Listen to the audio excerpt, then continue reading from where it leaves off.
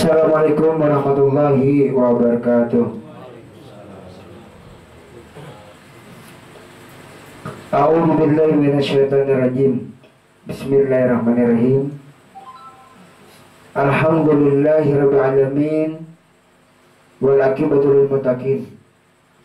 Wassalatu wassalamu ala asyrafil anbiya'i wal mursalin sayyidina wa maulana Muhammadin wa ala alihi wa sahbihi ajmain. Amma ba'du. Subhanaka la ilma lana illa ma 'allamtana innaka antal alimul hakim. Wala haula wala quwata illa billahil aliyil azim. Allahumma shalli wa sallim wa barik ala sayyidina Muhammadin nurijat wa sirri sarifi sa'iril asma'i was sifat wa ala alihi wa sahbihi ajmain. Sadaqallahu azim.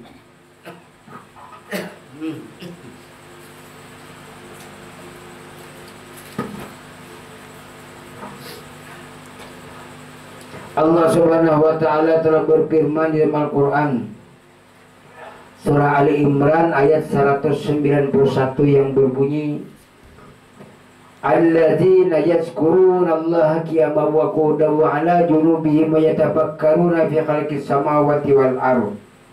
Rabbana ma khalaqta hadza batila subhanaka faqina 'adzabannar. Yang artinya yaitu dialah orang yang selalu zikir terus menerus, orang yang mengingat kepada Allah sambil dia berdiri, sambil dia berduduk, dan sambil berbaring, dan mereka memikirkan tentang penciptaan langit dan bumi seraya berkata, ya Tuhan kami, tiadalah Engkau menciptakan ini dengan sia-sia, Maha suci Engkau, maka pelihara kami daripada azab dan siksa api neraka.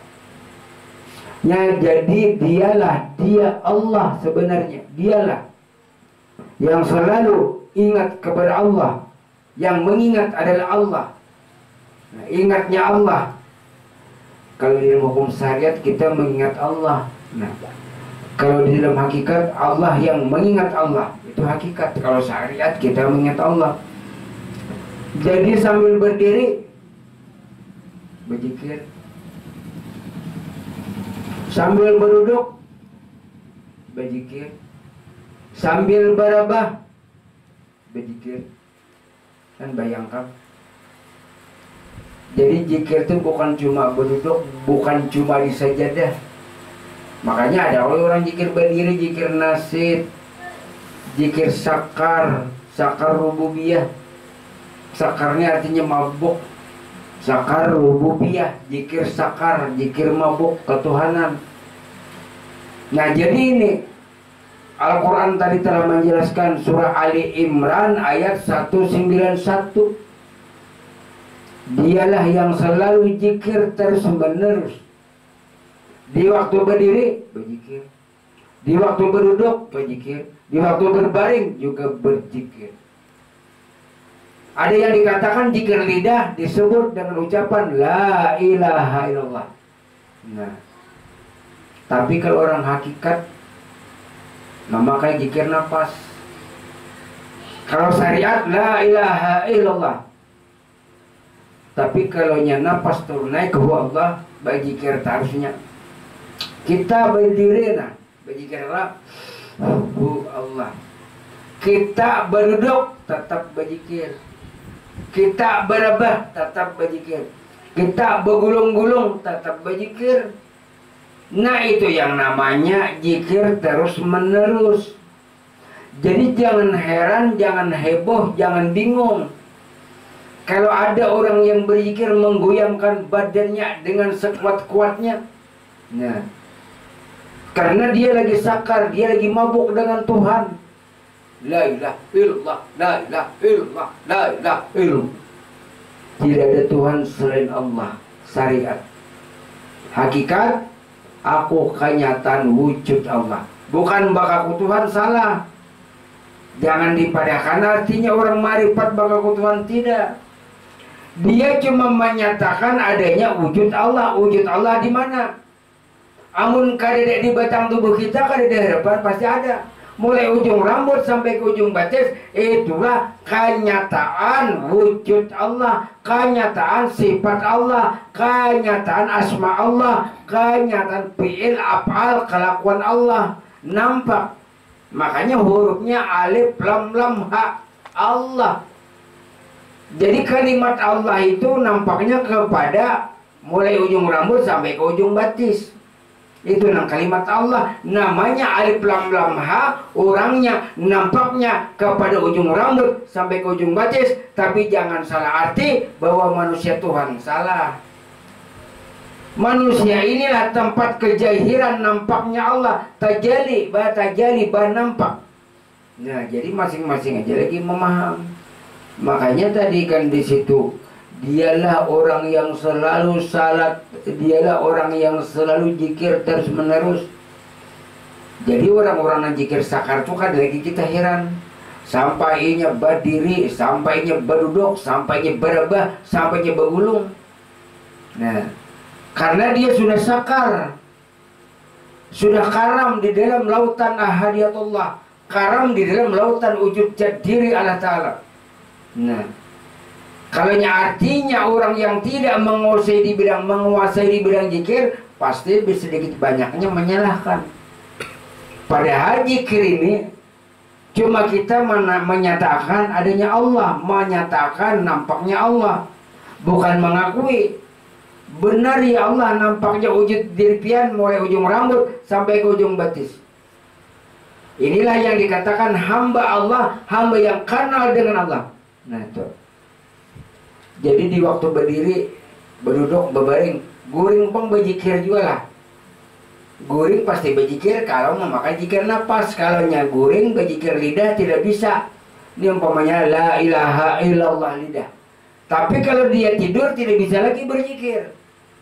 Tapi kalau memakai zikir yang turun naik nafas ini bisa. Dimanapun, kapanpun berada, dimanapun berada. Tetap nafas kita turun naik, hu Allah, hu Allah, hu Allah, terus menerus. Itu yang namanya zikir daimun. Kalau zikir daimun ini tidak pernah putus, tidak pernah pagat, tidak pernah terhenti.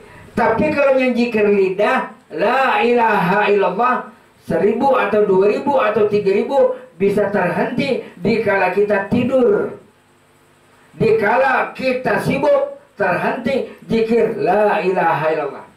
Tetapi kalau zikir nafas, walaupun jikalau kita sibuk, jikalau kita tidur, zikir nafas tetap dia berlanjut. Oh Allah. Ini keuntungan zikir nafas. Nah, itu bukan sembarang nafas itu.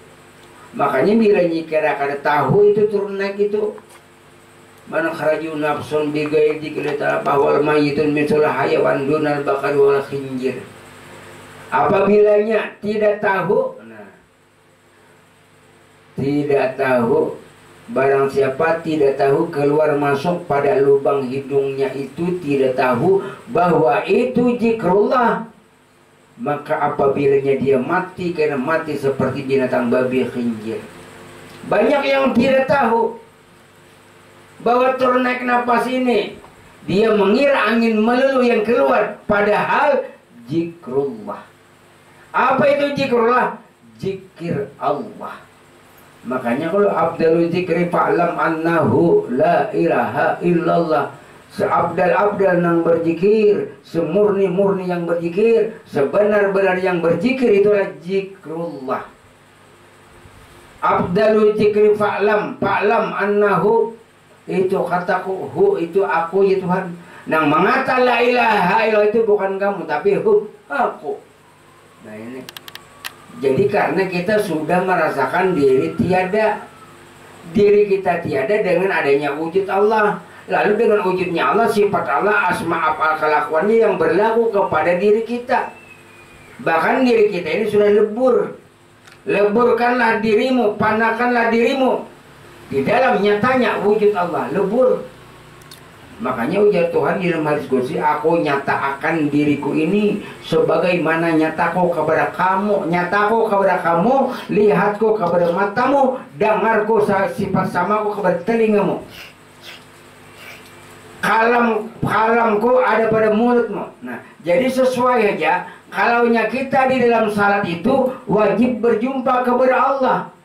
Hasilnya as-salatu mi'rajul mu'minin. Salat itu mi'raj bagi orang mukmin. Apa itu mi'raj? Mi'raj itu tempat berjumpanya hamba dengan Allah. Berarti di dalam salat itu tempat berjumpanya kepada Allah. Apabila dia tidak merasa berjumpa kepada Allah, berarti salatnya hanya sebagai orang Islam, tapi kada sebagai orang yang beriman. Orang yang beriman itu salatnya dia merasakan hadir Allah. Tapi kalau salat orang Islam, dia tidak merasakan hadirnya Allah. Kenapa? Karena tidak merasakan hadirnya Allah, karena tidak belajar ilmu ma'rifat. Kalau dia belajar ilmu ma'rifat kan di situ. Hilangkan wujud kamu, lenyapkan wujud kamu, panakan wujud kamu. Berbadil, ganti wujud kamu kepada wujud Allah di dalam angkat takbir Allahu Akbar. Terganti.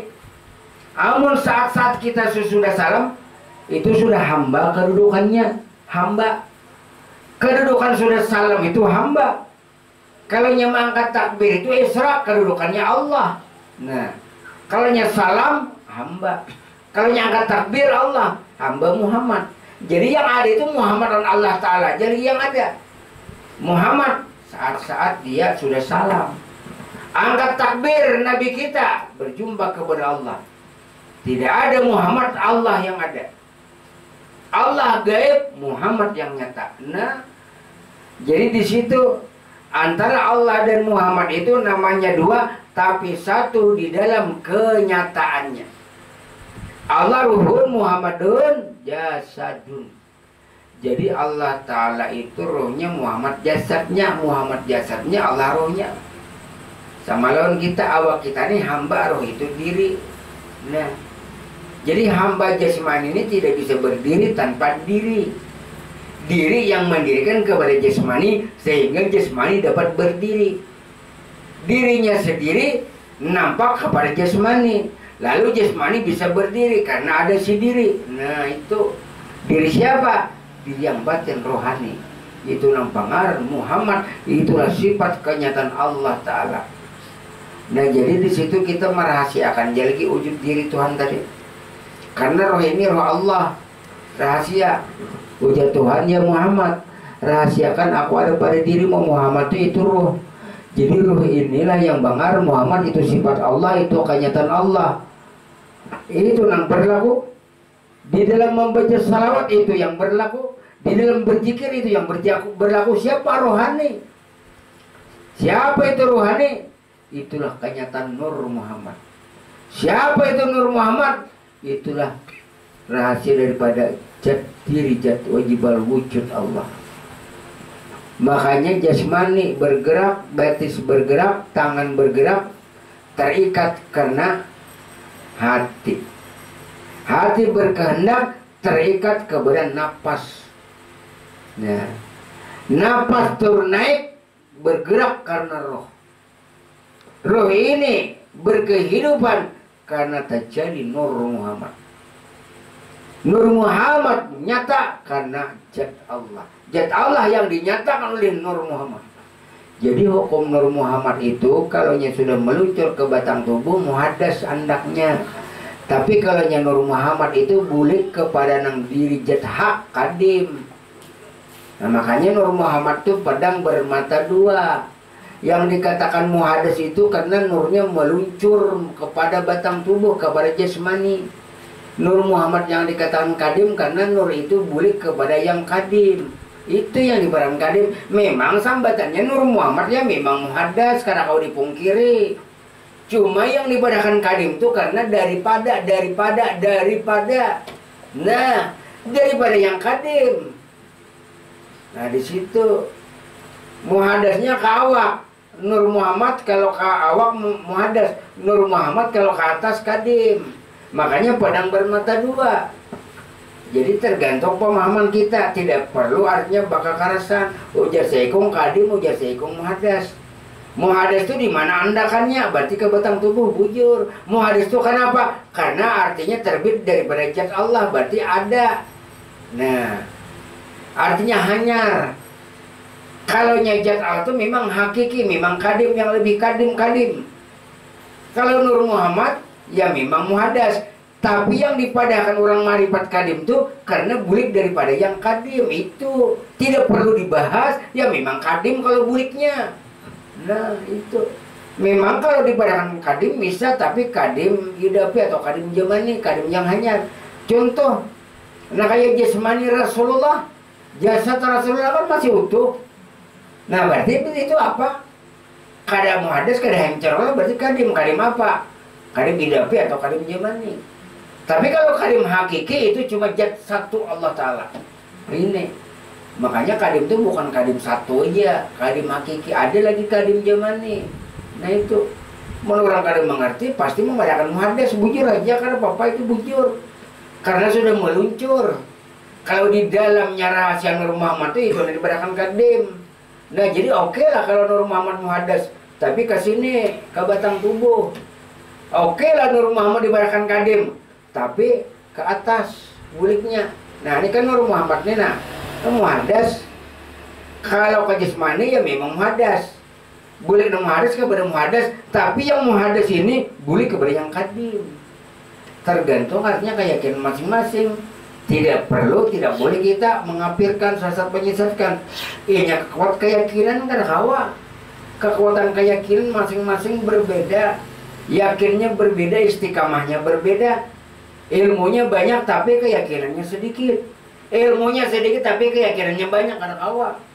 Al istiqamatu khairun min alfi karamatin. Orang yang istiqamah itu alahan daripada orang yang 1000 bakaramah. Nah jadi supaya nyaman memahami, Nur Muhammad itu pedang bermata dua. Jadi apabila ke bawah kepada jasmani itu adalah muhadas. Apabila Nur Muhammad, apabila ke atas itu kadim. Tapi pulang yang muhadas ini tadi buliknya juga daripada yang kadim itu. Nang artinya nang kada buruk kalau nang di dalam tanah. Mungkinnya mengambil di situ. Kalau kita mengambil muhadas ya memang hancur. Tapi kita ini mencari daripadanya. Daripadanya kemana? Daripada yang kadim. Karena kan inna lillahi wa inna ilaihi rajiun. Asal datang daripada Allah, kembali kepada Allah. Apa? Nur. Asal datang daripada Allah, kembali kepada Allah, itu ruh. Nah, kalau jasmani ya memang tanah, air, angin, api. Kalau tanah boleh kepada tanah, hancur. Kalau air boleh kepada air, bangai. Kalau angin kembali kepada angin, berbau. Kalau api kembali kepada api, api neraka. Tapi kita simpunakan, kita himpunakan, kita simpulakan. Yang jasmani ini tadi tanah, air, angin, api. Tanah asal dari mana? Dari Nur Muhammad. Nah, air asal dari mana? Dari Nur Muhammad. Angin asal dari mana? Daripada Nur Muhammad. Api asal dari mana? Dari Nur Muhammad. Nur Muhammad apa? Nur Muhammad yang muhadas. Tapi yang muhadas kemana boleh? Kepada yang kadim. Nah di sini pelajar orang yang ma'rifat di situ. Karena kan Allah Ta'ala di situ mengharamkan kepada bumi untuk menghancurkan jasad para nabi. Nabi itu pulang kalau dirumus ilmu hikmah nun dan ba, nun ba. Nabi, nun itu nasar, ba itu badan. Apa nasar badan? Nasar badan kita ini kan tanah, air, angin, api. Tadi kembali pulang. Tanah daripada nur, air daripada nur, angin daripada api daripada. Nah itu yang Allah Ta'ala telah mengharamkan kepada bumi untuk menghancurkan jasad Nabi. Nabi dari apa? Dari nur. Nah kita bang dari nur, sama-sama. Tergantung daripada ilmunya. Jadi kita sudah kuat keyakinan istiqamah atau khairun min alfi karamatin. Jadi tanamakan jasad kita ini bersumber terbitnya tanah daripada air, air daripada angin, angin daripada api, api daripada Nur Muhammad. Berarti ini Nur Muhammad nah. Kalau pada pandangan ilmu hakikat, lalu jadi manusia. Manusia mim nun sin ya amja. Manusia a mim mengenal, nun nur, sin mengenal nur sin supaya yakin akan Allah.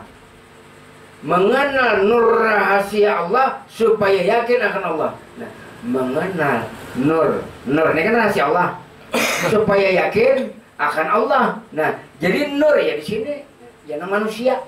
Nah, jadi manusianya kategorinya ya nur muhadas. Manusia mengenal nun ini rahasia Allah, sin supaya yakin akan aku gitu.